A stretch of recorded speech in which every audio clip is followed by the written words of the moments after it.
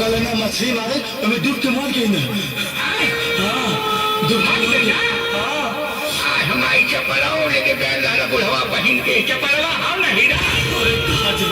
अरे काकी देखा एक ठे तो मिलल है एक ठे नाव देखा लोग लेके आओ गए हैं इनके।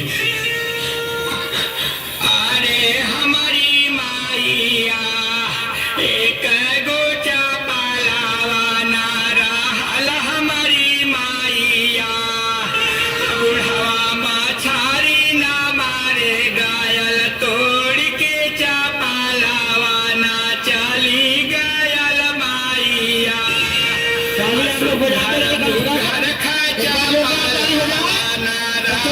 हमारी माइया पैसा ले लिया खा परेशान होता हो 50 रुपया चप्पल खा चोखा मती मुंह बनावत हो 50 का रहल है 80 का रहल है। हाँ बिटिया देके गई रहल है। अरे मैया काई से भुलाइबो मोरे करे जावा में कौड़ा ना बारत हुआ माइया। अरे मैया गौआ पूरा कुला हुनके पाहिल के गरियावत ना रहनो हमारी माइया।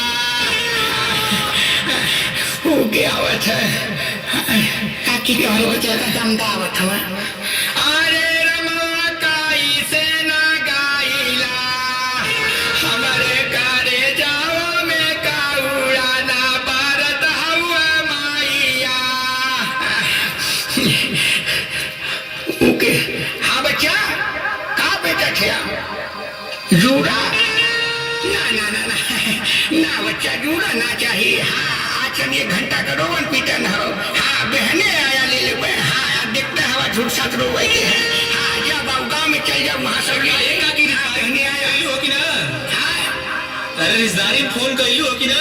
हाँ बच्चा कहीं लगाए दो फोन। हाँ सबके बताए दो कि ऐसा बात हो गई है। हाँ अब आओ इहो कह दी है कि कहीं लोग लवंग लत्ता ले ली है। हाँ खाली हाथ ना आएंगे हमारे दुआरे। हाँ तनी उका पूरा जला रे हैया पर भुला गई। हाँ तिल्ली का भेली ले ली है। हाँ रेवड़ा ले ली है तनी।